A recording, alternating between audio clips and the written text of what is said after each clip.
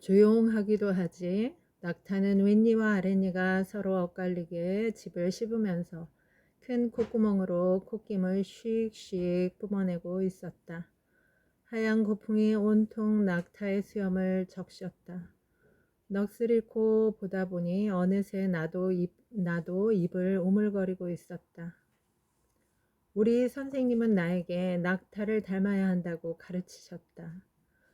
선생님 말로는 낙타가 참을성이 많고 침착한 동물이란다.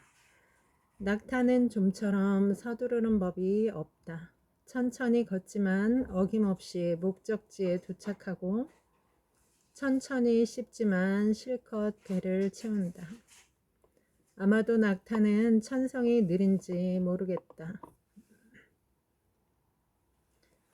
낙타 무리가 걷는 걸 보면 알겠지만 앞장선 우두머리 낙타의 긴 목에는 항상 방울이 매달려 있다.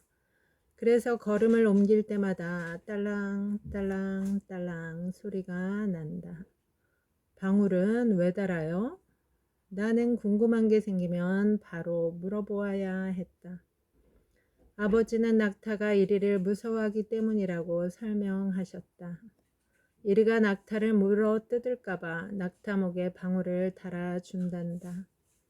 이리도 방울 소리가 들리면 사람들이 낙타를 보호하고 있다는 걸 알고 감히 공격을 못한단다. 그러나 내 어린 속은 어른들과 다른 생각으로 꽉 차 있었다. 이날도 쑥마가 회의한 여관 안을 흘끔흘끔 들여다보는데 마침 미친 여자의 엄마가 고개를 들었다. 두 사람은 동시에 인사를 했다. 식사하셨어요? 우리 아버지 말씀이 베이징 사람들은 하루 종일 하는 일 없이 어슬렁거리며 살기 때문에 서로 만나기만 하면 시도 때도 없이 밥 먹었느냐고 물어보는 게 인사란다. 우리 동네를 빠져나와 남쪽으로 몇 발짝 걸어가면 지붕이 있는 우물이 나온다. 그날은 우물 근처 길바닥이 온통 물에 젖어 있었다. 어떤 곳은 살얼음이 얼기도 했다. 다음 날 아침 일찍 뮤얼이 우리 집에 놀러 왔다. 우리는 서쪽 곁에서 쪼그리고 앉아서 병아리를 보았다. 둘 다 서먹서먹했다. 뮤얼, 그동안 왜 안 왔어? 뮤얼, 너희 아버지가 못 가게 야단쳤니? 뮤얼, 어제는 왜 말도 붙이지 못하게 했니? 정말 이상했다. 이 말들은 모두 속으로만 생각하고 입 밖으로 내지 않았는데 뉘얼이 어떻게 알았는지 눈물로 대답하는 게 아닌가. 뉘얼은 말없이 앉아 소매로 눈물을 닦지도 않고 눈물이 대나무 상자로 뚝뚝뚝뚝 떨어지도록 내버려 두었다. 뉘얼의 눈물이 병아리 모이에 스며들었다. 병아리들이 모이와 함께 그 눈물을 모두 삼켜 주었다. 그러다 갑자기 뉘얼이 벌떡 일어났다. 그리고 소매를 걷어올리고 바짓단을 치켜 올리면서 조그맣게 말했다. 이것 봐, 우리 아버지가 때렸어. 쪼그리고 앉아있던 나는 손을 뻗어 뉘얼의 다리 위에 죽죽 줄이 진 부어오른 상처를 어루만졌다. 너희 아버지가 왜 너를 때려? 난 다 알아. 너희 아버지가 너에게 광대 노릇을 시키는 걸. 너한테 돈벌이를 시켜서 자기들이 쓰려고 그러는 거야. 쑥마와 엄마가 했던 말이었다. 그래서 바로 이런 말이 튀어나온 것이었다. 너에게 돈을 벌어오라 하고 때리고 어떻게 그럴 수가 있어? 자기들이 뭔데? 나는 말을 하다가 나중에는 분통을 터뜨렸다. 아이 참 너는 모르는 게 없구나. 내가 말하던 건 광대 이야기가 아니야. 내가 무슨 얘기를 하려는지 내가 어떻게 알겠니?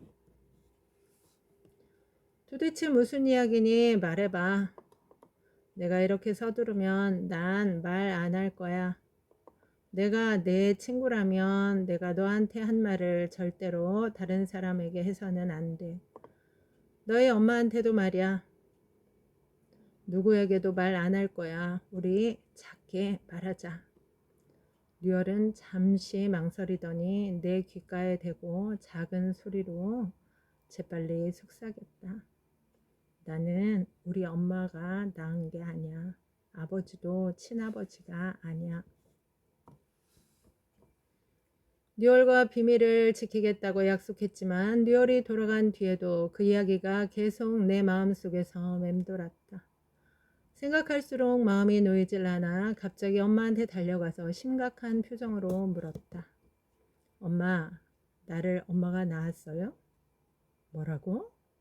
엄마는 이상하다는 눈으로 나를 한번 보았다. 얘가 무슨 뚱딴지 같은 소리? 엄마가 낳았는지 안 낳았는지 그것만 말해주면 돼요. 물론 내가 낳았지. 어떻게 아닐 수가 있니? 친자식이 아니라면 어떻게 너를 키워줬겠니? 너 같은 말썽쟁이는 진작에 쫓아냈겠지. 나는 고개를 끄덕였다.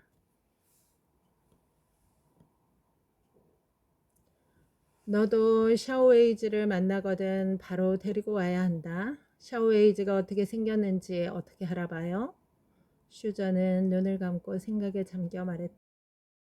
하얗고 여린 작은 핏덩이였는데 난 우리 아기를 태어나자마자 딱 한 번밖에 못 봤어. 곧 정신을 잃고 잠이 들었으니까. 그때 엄마랑 숙모가 하는 소리를 어렴풋이 들었는데 이것 좀 봐. 정말로 업보야. 목 뒤에 한가운데 검은 반점이 있네. 태어나지 말아야 할 것은 태어나지 말았어야 하는데 하는 거야. 우리 아기는 염라대왕을 화나게 해서 염라대왕의 손가락에 목이 찔려 세상으로 온 거란다. 잉쯔, 목 뒤 한가운데 손가락만 한 크기만한 반점이 있으면 그 아이가 바로 샤오웨이즈야. 기억하겠니? 나는 건성으로 대답했다. 기억했어요. 그렇게 급하게 서두르는 것은 나도 처음 보는 일이었다. 슈저는 또 바쁘게 쉴 새 없이 중얼거리며 화장하면서 내가 샤오 케이지에게 선물했던 손목 시계를 꺼내더니 태엽을 감아 뉴얼에게 채워주었다. 뉴얼은 슈전이 하는 대로 따랐다. 단지 눈은 계속 슈전의 얼굴을 보고 있었다. 한마디도 하지 않은 채 마치 바보가 된 것 같았다. 나는 몸을 문틀에 기대려다가 팔이 벽에 부딪히면서 비로소 금팔찌가 생각났다. 나는 소매를 걷어올리고 팔에서 금팔찌를 빼내 침대 앞으로 가 슈전에게 팔찌를 건네주며 말했다. 차비로 써요. 슈전은 염치를 차릴 것도 없이 팔찌를 받아서 재빨리 자기 팔에 찼다. 엄마 말이 사람들이 무엇을 주면 고맙다는 말을 해야 된다고 했는데 슈전은 고맙다는 말조차 하지 않았다. 슈전은 한참을 바쁘게 움직이더니 잡다한 물건을 가방 하나에 채워 넣은 후 가방을 들고 뉴얼의 손을 잡다가 갑자기 또 내려놓으며 뉴얼에게 말했다. 너 아직 나를 엄마라고 부르지 않았잖니? 엄마라고 불러봐. 슈전은 쪼그리고 앉아 뉴얼을 안았다. 나는 풀밭 쪽으로 걸어갔다. 무너진 담을 넘어가면서 만약 슝마나 다른 누군가에게 여기 온 것을 들키면 그 고무공을 찾으러 왔다고 말하리라고 속으로 생각했다. 당연히 그렇게 말해야 할 것 같았다. 나는 열심히 공을 찾지는 않았지만 공을 발견하길 바라면서 그 신비한 담 모퉁이로 발길을 옮겼다. 숨이 막히는 것 같은 것을 꾹 참고 키 큰 풀을 헤치며 조심조심 발을 내밀었다. 또 뭘 밟을까봐 마음이 조마조마했다. 그 물건들이 아직도 여기 있을까? 그날은 왜 잘 살펴보지도 못하고 바로 도망쳐 나왔을까? 그 물건들이 아직 여기 있다면 난 또 어떻게 해야 할까? 당연히 뾰족할 수는 없었다. 난 다만 그 물건들을 좀 더 보고 싶을 뿐이었다. 왜냐하면 나는 이상한 일을 좋아하니까. 그러나 무성한 풀숲을 헤치는 순간 나는 깜짝 놀라 큰 숨을 들이마시며 외마디 소리를 질렀다. 야! 웬 남자가 풀밭 위에 쭈그리고 앉아서 앉아 있었다. 그 남자도 놀라서 돌아보며 하는 소리를 냈다. 그리고 눈을 크게 뜨고 나를 잠깐 보더니 곧이어 웃었다. 꼬마 아가씨, 이런 곳에 뭐 타러 왔니? 저요? 뜻밖에도 뭐라고 대답해야 할지 생각이 안 나서 잠시 머뭇거렸다. 그러다 마침내 생각이 났다. 공 찾으러 왔어요. 공? 이건 말이니? 그 사람은 그렇게 말하면서 자기 뒤에 쌓여있는 물건 더미에서 고무공 하나를 꺼냈다. 팡더청과 리유핑이 잃어버렸던 그 공이었다. 고개를 끄덕이며 공을 받아서 몸을 돌려가려고 하는데 그 사람이 나를 불러 세웠다. 꼬마 아가씨, 잠깐만 우리 이야기 좀 하자. 그 사람은 긴 저고리와 바지를 입고 있었다. 눈썹이 짙고 입술이 두툼한 게 전에 관상을 보는 리씨 아저씨 한 말이 생각났다. 입술이 두툼한 사람은 착하고 올바르단다. 처음에는 그 말이 좀 무서웠는데 이 말이 생각나자 기분이 좋아졌다. 꼬마 아가씨, 넌 몇 살이니? 학교에 다니니? 8살, 창디엔 부속 초등학교 1학년이에요. 이건 사람들이 항상 물어보는 말이기 때문에 곧바로 대답할 수 있었다. 아이고, 좋은 학교에 다니는구나. 누가 학교에 데려다 주니? 나 혼자 가요. 늙으신 우리 어머니는 희망 없는 나를 위해 오시다가 눈이 멀었단다. 어머니는 지금 내가 개과천선에 집을 잡히고 그 돈으로 조그만 장사를 하고 있는 걸로 알고 계시지. 다른 일을 하고 있는 줄은 모르신단다. 오직 책만 들고 파는 내 동생은 나를 좋은 형이라고 생각하지. 당연하지. 내가 제 학비를 대니까. 지금 난 동생 유학 뒷바라지를 해줄 생각밖에 없단다. 그러니 나 좋은 사람 아니니? 잉쯔, 내 생각에 나는 좋은 사람이니 나쁜 사람이니? 좋은 사람? 나쁜 사람? 그건 어려운 질문이었다. 왜 나한테 그런 걸 물어볼까? 나는 고개를 저었다. 좋은 사람이 아니라고? 그 사람은 눈을 크게 뜨고 자기 코를 가리켰다. 나 역시 고개를 저었다. 나쁜 사람이 아니라고? 그는 웃었다. 눈가에 눈물이 맺혀 있었다. 난 누가 좋은 사람이고 누가 나쁜 사람인지 잘 모르겠어요. 사람들이 너무 많으니까 구분하기 참 어려워요. 나는 고개를 들고 하늘을 보다가 갑자기 생각난 걸 물었다. 아저씨는 바다하고 하늘을 분명하게 구분할 수 있어요? 내 국어책에 있는 건데 내가 아저씨한테 한번 외워볼게요. 나는 바로 우리는 바다를 보러 간다를 외우기 시작했다. 우리는 바다를 보러 간다. 우리는 바다를 보러 간다. 푸른 바다 위에 흰 돛을 휘날리며 황금빛 붉은 태양이 바다 위로 떠올라 바다를 비추고 뱃머리를 비추네. 우리는 바다를 보러 간다. 우리는 바다를 보러 간다. 어디까지가 바다이고 어디까지가 하늘이라는 것일까? 황금빛 붉은 태양은 푸른 바다에서 솟는 것일까? 아니면 푸른 하늘에서 떨어진 것일까? 어쨌든 나는 이 시를 참 좋아한다. 한 줄 한 줄씩 읽고 또 읽다 보면 내가 침대 위에 누워있는 것도 같고 구름 위에 떠있는 것도 같아진다.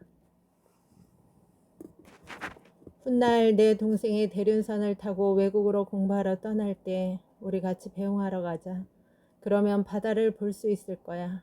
바다가 하늘과 어떻게 다른지도 볼 수 있을 것이고. 우리는 바다를 보러 간다. 우리는 바다를 보러 간다. 나는 기뻐서 그 시를 다시 낭송하기 시작했다. 그렇지. 우리는 바다를 보러 간다. 우리는 바다를 보러 간다. 푸른 바다 위에 흰 돛을 휘날리며 그리고 무슨 태양이 온다고? 황금빛 붉은 태양이 바다 위로 떠올라 나는 한 구절 한 구절씩 그 사람에게 시를 가르쳐 주었다. 구절 한 구절 천천히 낭송할 때마다 그 사람은 머리를 기울이고 자세히 들었다. 어떨 때는 머리를 끄덕이며 하곤 했다. 시를 다 외우고 난 뒤에 내가 말했다. 황금빛 붉은 태양이 푸른 바다에서 나오는 것일까요? 그렇지만 태양은 푸른 하늘에서 내려오기도 하잖아요. 나는 바다와 하늘을 구분하지 못하겠어요. 또 좋은 사람과 나쁜 사람도 구분하지 못하겠고요. 맞다. 그 사람은 머리를 끄덕이며 내 말에 찬성했다. 꼬마 아가씨, 넌 머리가 아주 좋구나. 내가 좀 더 크면 언젠가 그런 걸 분명히 구분할 수 있게 되겠지. 사람들이 웅성웅성하면서 머리를 앞으로 내밀었다. 온다, 온다, 나온다. 순경 하나가 손에 큰 보따리를 들고 앞장서 오고 있었다. 그런데 그 순경이 든 보따리가 바로 그 방수포 보따리였다. 그럼 분명히 그 사람을 붙잡은 것이다. 나는 쑥마의 옷자락을 단단히 붙잡았다. 한 무리의 사람들이 몰려왔다. 나는 몹시 무서웠다. 그 사람을 보기가 무서웠다. 그러나 결국은 보게 되었다. 그 사람은 고개를 아래로 떨구고 땅만 보며 걷고 있었다. 손은 흰 밧줄에 묶여 어떤 순경에게 잡혀 있었다.